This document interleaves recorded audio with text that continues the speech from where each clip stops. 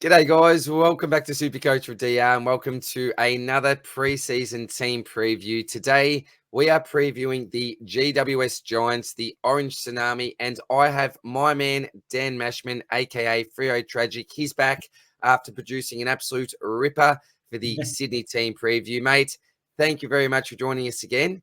How's that team looking, buddy? Yeah, cheers.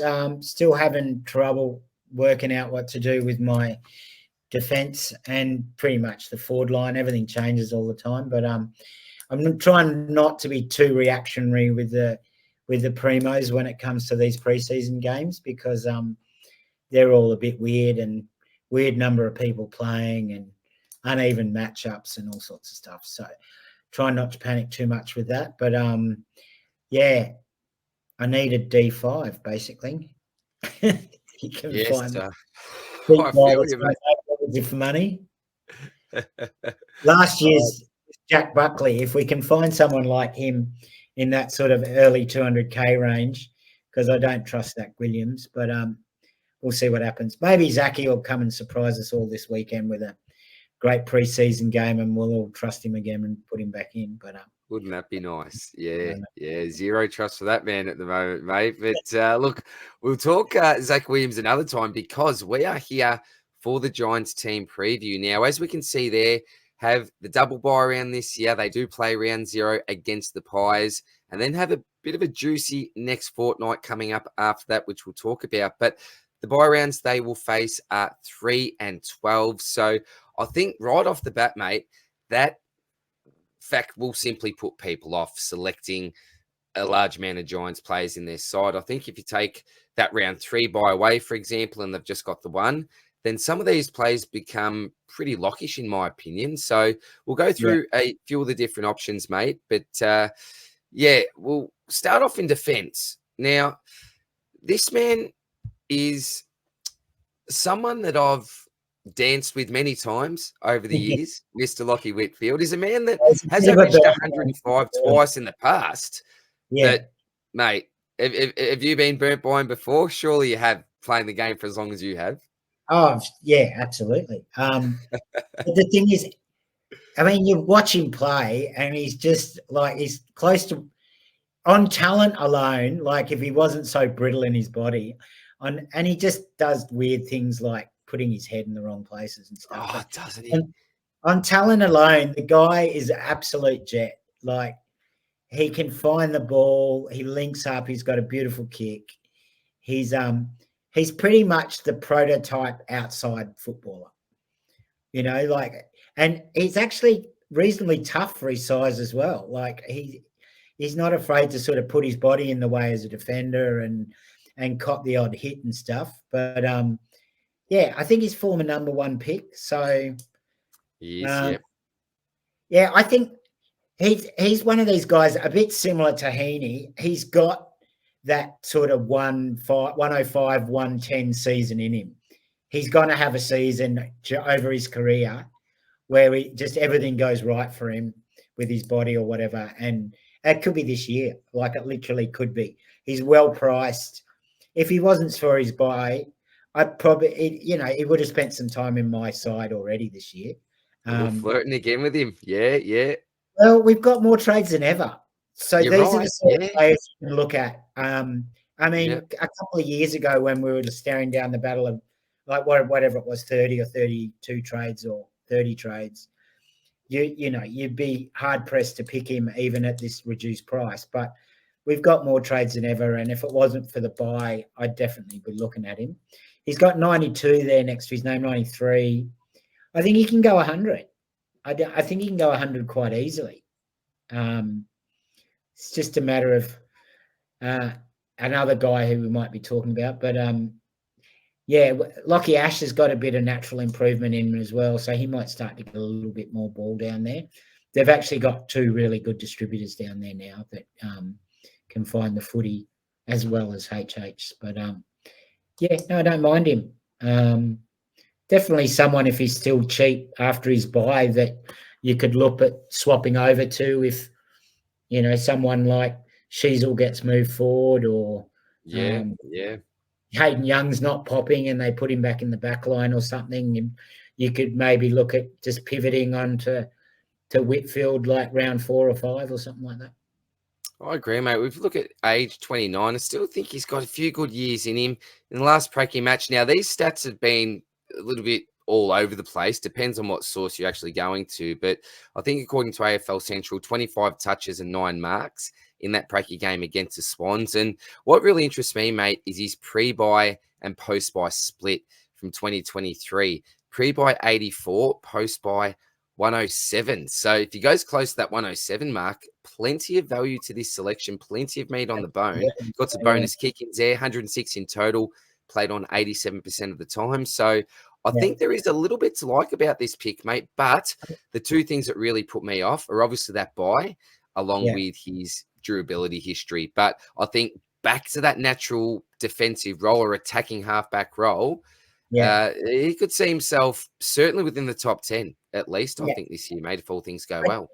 The interesting about that pre-buy, post-buy, for me anyway, is that it did take them a while, the GWS, to get into Kingsley's game style and play the way he wanted them to play.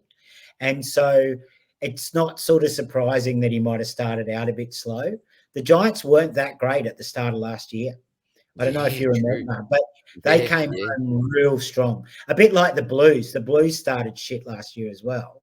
And then they just got humming pre-buys and just finished the whole season off really strong. So, now that they've got that game plan and everyone sort of knows what they're doing and things are fitting together, I can see old Lachie putting out some really good scores this year. He's got a pretty good floor as well, if I remember rightly. He doesn't usually go too many under like a 75. He has lost a bit of that ceiling with other guys around him and stuff, but he's pretty consistent. He's usually in that sort of, 90 to 110 range. Most of his scores are around those from memory anyway. Just I didn't own him last year at all, but yeah, well, mate, as we said, maybe just take a look at him. Maybe not as a starting pick, but see how he goes. And you can even jump on if he's looking all right because, premium of the past, talent is undeniable. Just, you always feel a little bit uneasy about his durability.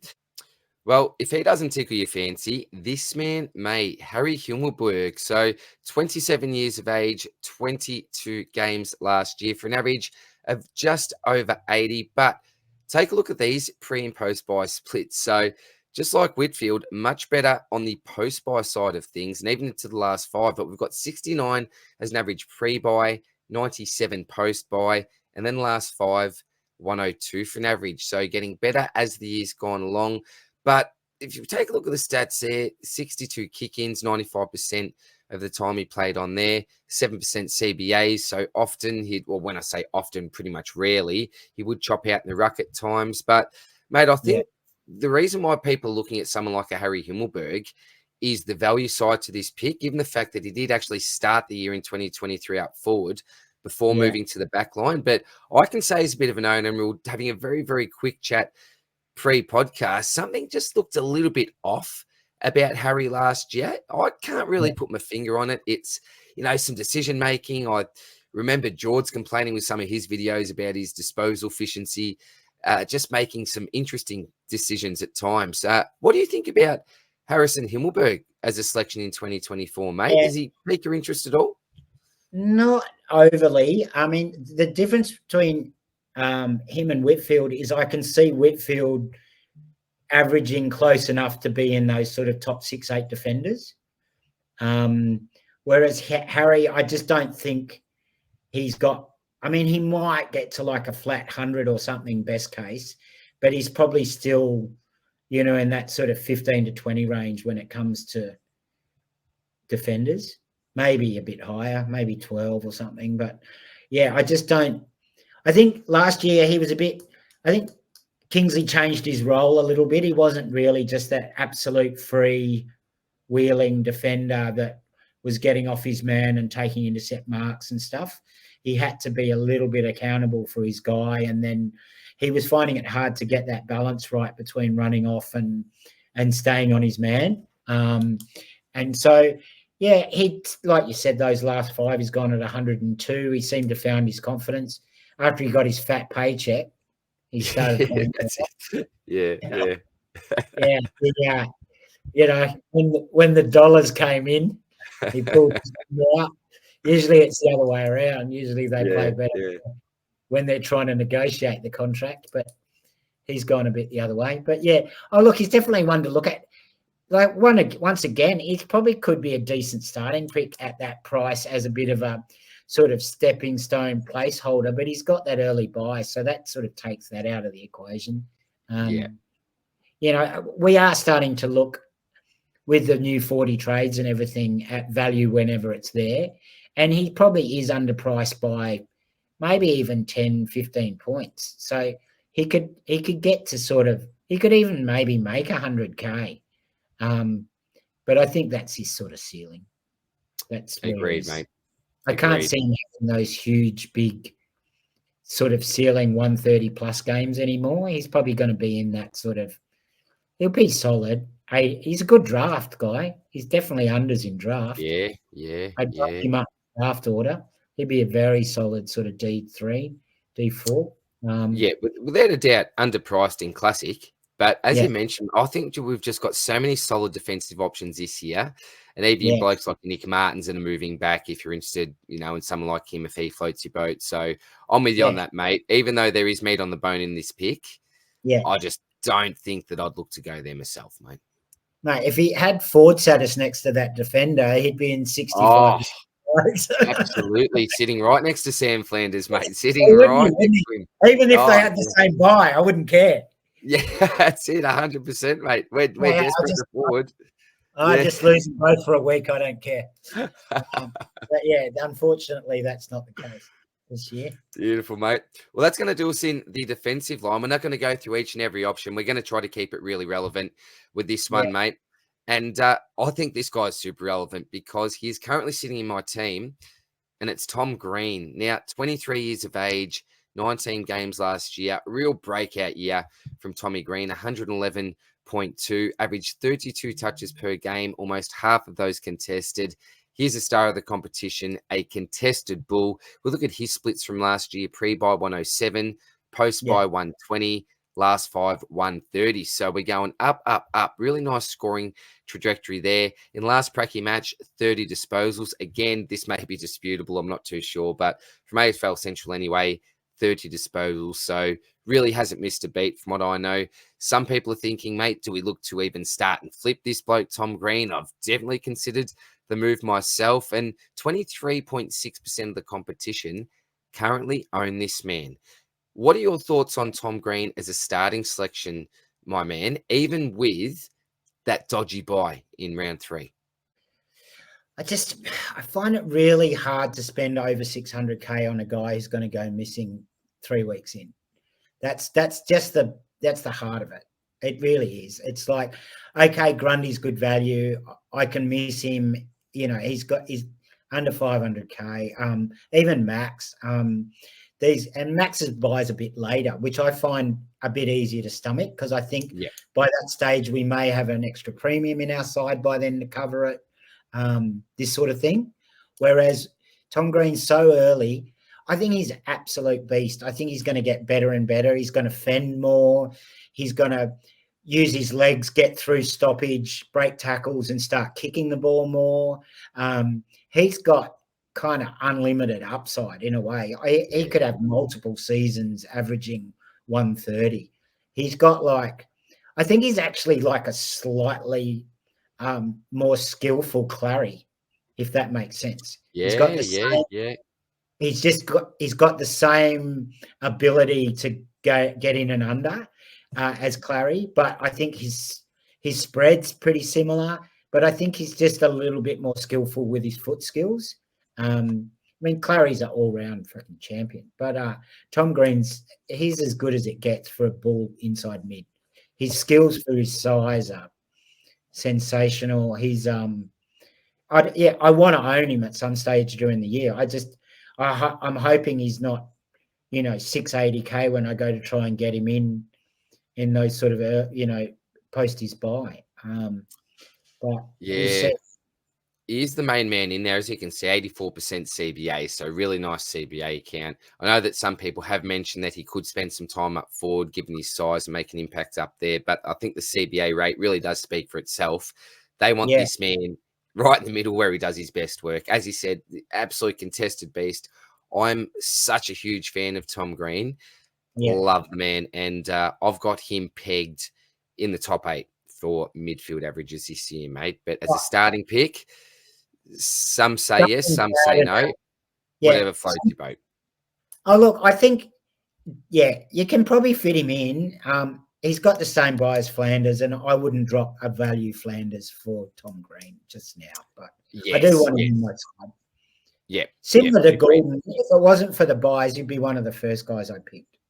This is a bloke that I've owned, again, many times over the years. He always seems to come into my side, but I always seem to stuff up the pick somehow. I end up trading him out. I think it was a couple of years ago, right at the worst time where he started popping off again. End up trading him back in my side, Cogs. But look, he has been, an up and down type SuperCoach selection over the years. 30 years old, 23 games last year, 101.7 for a season average. And that CBA rate of 78% was actually a career high. So this is what we're all screaming out for with Stephen Coniglio as a pick. Give him those CBAs, and 78% is super decent, but it didn't really translate into an uber average with only 101.7. If we compare that to, the Butters types, the Dunkley types, Rosies that we had up forward as well last year, he just wasn't quite on that level. Now, at the moment, under 1% of the competition are looking to start him. So an ultra pod, is there any reason to consider Cogs as a starting pick this year, do you think, mate, or one that you just skip past? He's 30 years old. He's getting the CBAs, but I don't know if you remember, but he's a bit of a butcher. Like, he had this one game where he went he had stats were like, you looked at his stats, he was like 32 touches, and I think he got about 60-something points, 67 points or something. Like, he had 9 clangers, and it was just disgusting. He just kept turning the ball over. And I don't know. I mean, I don't think he's a bad player. I think he's a better football than a SuperCoach pick. He'll probably have a couple big stealing games during the year. He's a downhill skier against easy opposition. He could even start really well. He's someone you'd probably consider if he still had forward status, even at that age. But at 570K in a midfield, don't go anywhere near him, especially with the early buy. Yep, no way. Agree, mate. Agree. I think one we can pretty much just skip past this year. So many better options in him.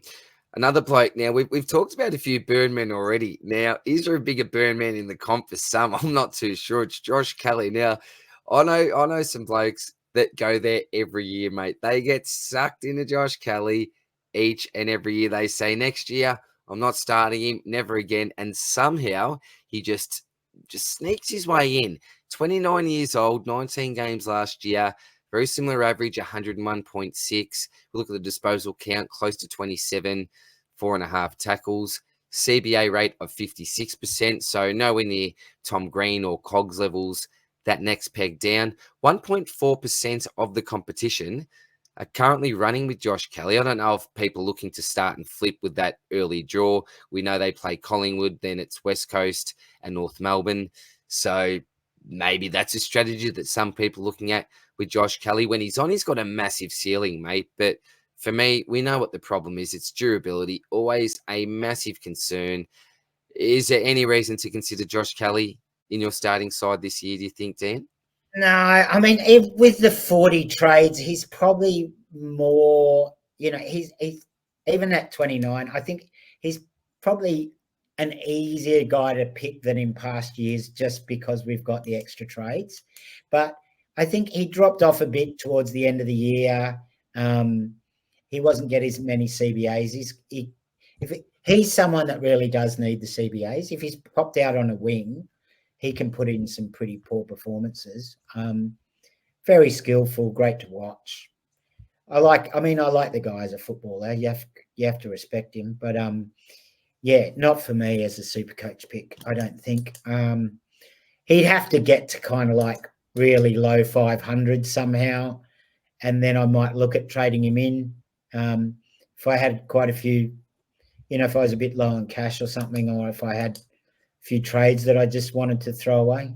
Yeah, agreed, mate. And you were dead on before when you said that he dropped off. I've just looked at it here. So last year, pre-buy, 116, and then post-buy, 86.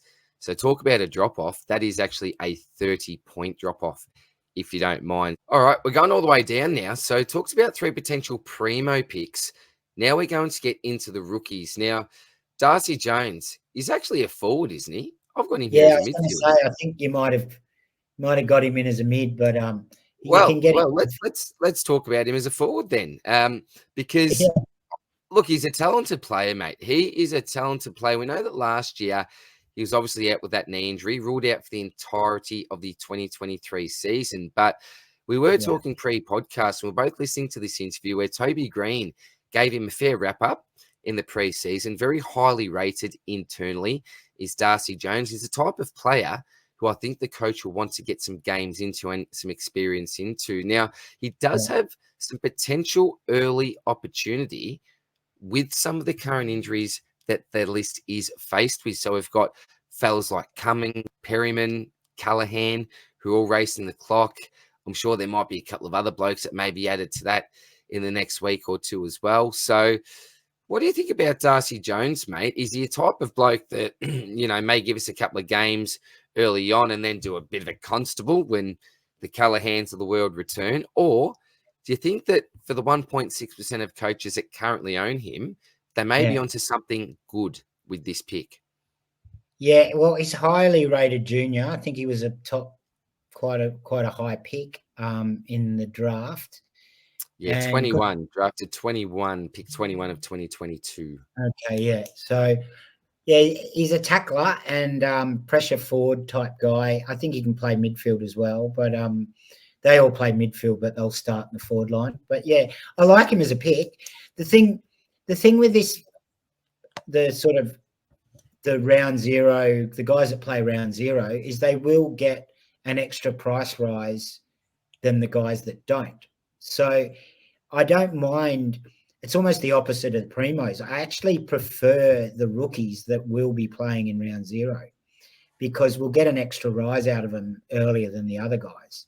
And so, we'll get a look at him in round zero to see what sort of role he's got, and we'll even have sort of a predicted break even on what like I was saying in the last pod, I think most of these rookies, someone will do the math and they'll be like, if he scores, like say he scores 60 in the first round, they'll be like, if he scores another 60, his break even will be, whatever it is, negative 40 or negative 30, or if he scores an 80, it'll be negative 60, and so, so on and so forth. So we'll be able to get a pretty good judge on him. And I like him. He was in one of my first drafts, and I don't think he's there anymore, but I haven't heard much from him after that comment. But with all those guys out, I think he's a. And I was saying to you earlier that they lost Lloyd, who was a bit of a pressure forward guy, retired. So there is another spot in the forward line. So Daniels and a few of those other small forwards are pretty injury prone, so he may get a run at it. Yeah, good point, mate. And he's certainly been in and out of my side. Definitely in my watch list. Not currently in my side, but absolutely with you, mate. Certainly not counting him out at the moment. The next man, Jacob Wehr. Now, I don't know a lot about this fella, but 25 years of age, only the 4 games last year, sub-affected when you look at that 26.3 average. Now, 19 disposals for 83 fantasy points. Again, take that with a grain of salt versus Swans in the Pracky match. And for our midfield rookie options this year, apart from who I'm calling the big 2 in McKercher Sanders, you could maybe add a Huswaite and call them the big 3. I'm not too sure. But if you're looking for a little bit more value for some bench spots on your midfield, I don't like a heap of the options. So for someone that has just come out and gone 83 odd fantasy points, 25 years old, a mature type body, it at least piques my interest a little bit. 5.6% of the competition currently own this man, Jacob Wehr. Can you give us anything on him, Dan? I had him as a rookie a couple of years ago, not last year, the year before. I think he was in a defensive rookie, if I remember rightly. He might have played a few games, made a little bit of cash, maybe not enough to trade him out. I remember him sitting around my bench being injured at sort of D7 or something late in the year a couple of years ago. So, but yeah, he's a hard-running wingman. Can see him maybe getting a spot with Cummings and Perryman out. There's another guy, Josh Fahey. He's the other guy that's got the sort of raking left kick that plays a similar role to Wehr.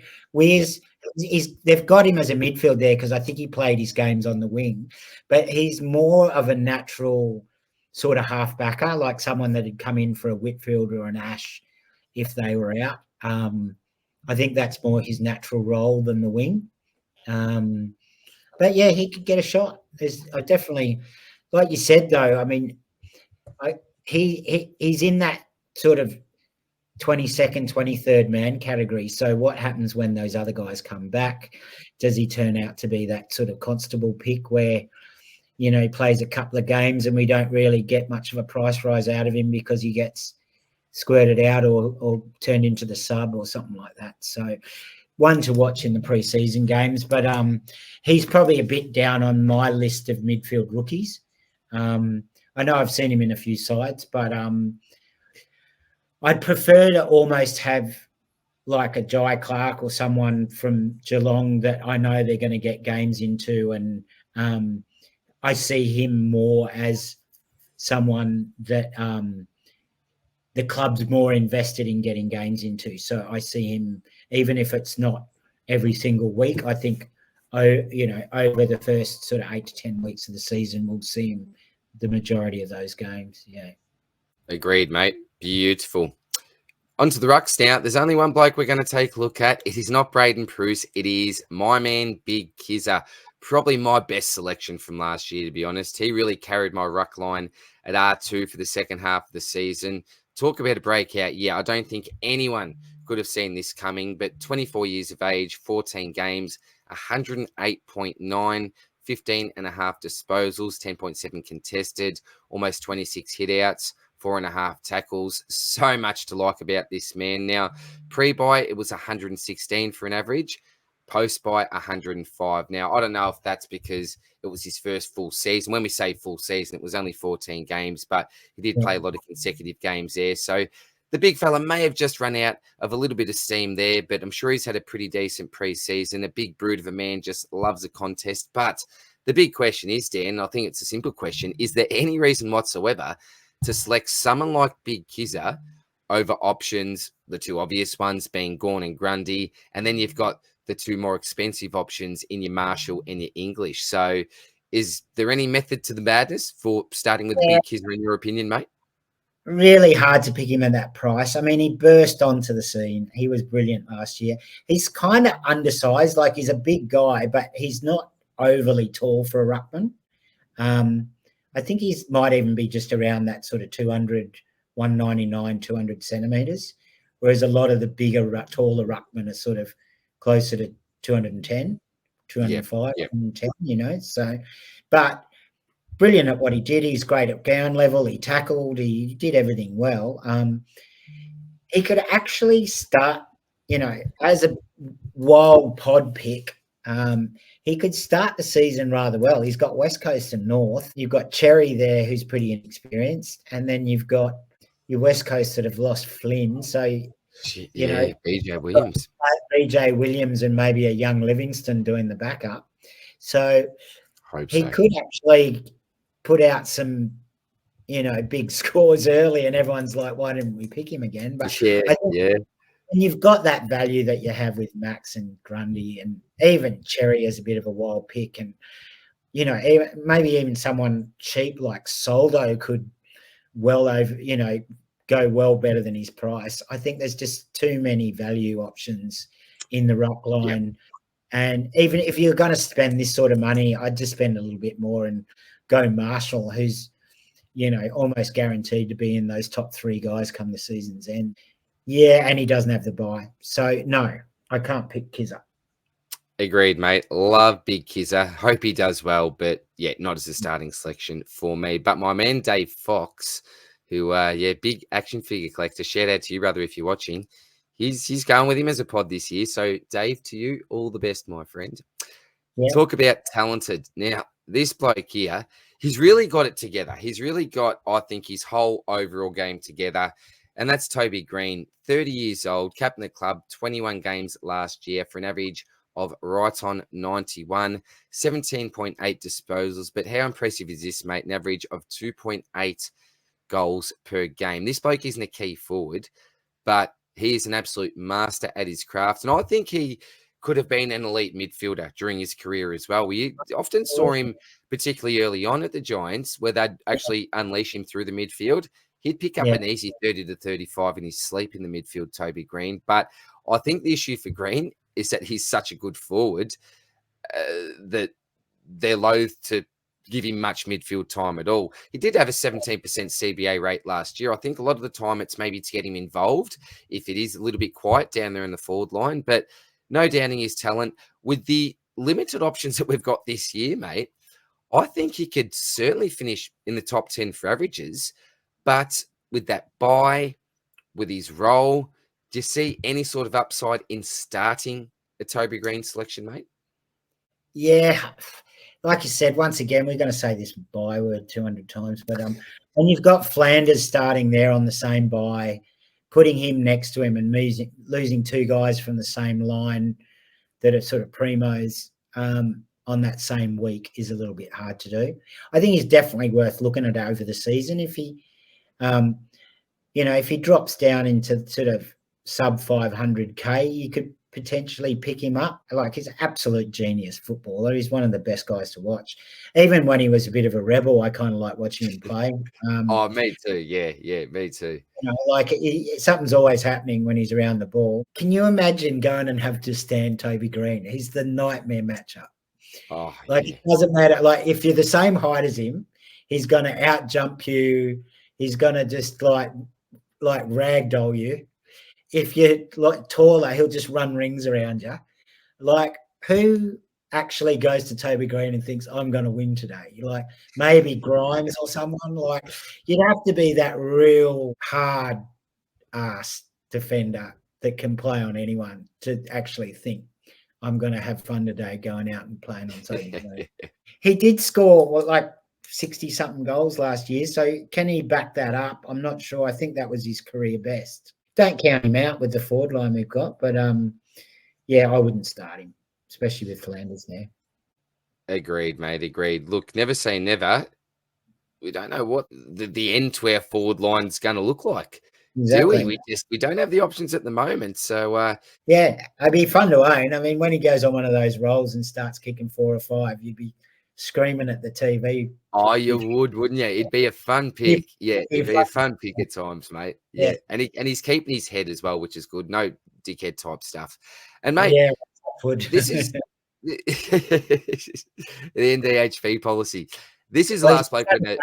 So he might not get much sleep. That might be his excuse this time around. Yeah, I think it softens you up a little bit as well, mate. Yeah, I think. Last bloke, mate. Aaron Cadman. Former number 1 pick. I always say thank you, GWS, for taking this man and not bidding on Ashcroft. So we got him for a little bit cheaper anyway. But 19 years of age, 12 games last year, 22.8 for a 2023 average. Sees him valued at 127,600, but no real impact SuperCoach wise last year. But is he a year older, more experienced in the system? We know the talent's obviously there. As a former number 1 pick, did kick 4 goals in the recent Pracky match against the Swans, and obviously does have a soft draw to start and a potential for an early bag against potentially West Coast or North Melbourne. Now, we know that with key forwards in general, we don't associate consistency with them, let alone young developing key forwards. Yeah. What do you think about Aaron Cadman as possibly an F7? F8 for us this year, mate? Yeah, I quite like it. The one thing is he's going to get that extra price rise. 2, if Riccardi's in the side, he'll probably get the 3rd defender, which is like what you want for a younger key forward. You don't want him with the the best or even the second best defender, really, if you want him to perform. He's still pretty young, and although he looks like he's put on a bit of size, he was pretty underwhelming last year, but he's obviously got some talent. And if he can get a bit higher up the ground, take a few marks on the wings, and they let him, roam a little bit, then I think that'll be good for his confidence. And I think that's kind of where he'll be suited until he puts on that size to be that sort of number one brute in the goal square. I think they will play him a little bit higher. So he might have a few good games. I'm not sure he'll kick bags early, but I mean, he kicked 4 the other day, but who's playing on him? That's what I mean? That's right. Yeah. They don't have their best defender on him, and no one's really like going next to the golden boy and, giving him too much grief. So we'll see how he does against decent opposition. But I definitely put him there. He could spring a couple of good scores and have a nice low break even and be worth keeping. If not, like I said to you pre-recording, he's an easy pivot to a Darcy, or we seem to have quite a bit happening down those 4 lines. So if there's someone we've missed, like the year we missed Nick Martin, or I actually started Nick Martin that year, luckily enough, but nice. I think I ended up doing something stupid like getting in a loophole to take his score at whatever, and then having to deal with that anyway. So I mean, but yeah, I don't know, got excited that year, but I think Aaron, you learn your lessons the hard way, but I think it'll be good. I think he's definitely worth a bench spot if he's got. I mean, the one thing you can say about him is he's got pretty good job security.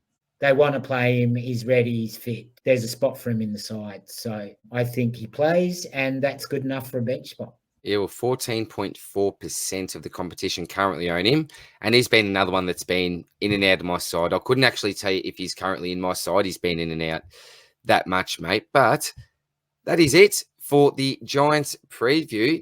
Thank you very much for joining us again, mate. We know that you're obviously a Freo man, but currently residing in New South.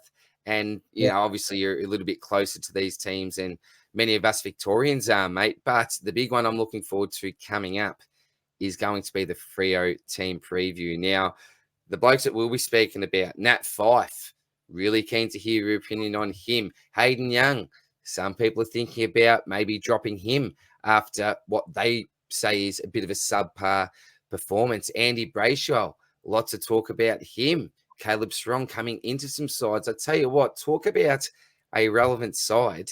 Yeah. I cannot wait for this one. Jackson have a chat with you and Damo, mate. Yeah. I look forward to doing it with Damo. He's got some real knowledge on Freo. More than me. I'm sort of more heart and soul, but he's sort of on the ground. He's going to some of the scratchies himself, looking with his own eyes. He's got a few contacts over there, so I'll be really looking forward to what he's got to say and what he thinks of the great man Fyfe. I personally like to sleep at night, so I'm not picking him at the moment.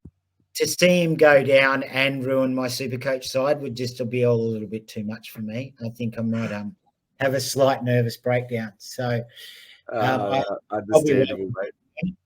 Although saying that, if he comes out next week against Port and plays a full game in the midfield and puts up a sort of 90-plus score, he might make himself pretty hard not to pick. So I'm not totally writing it off, but I'm quite doubtful at the moment. Similar to Zach Williams, I'm just really skeptical until I see it.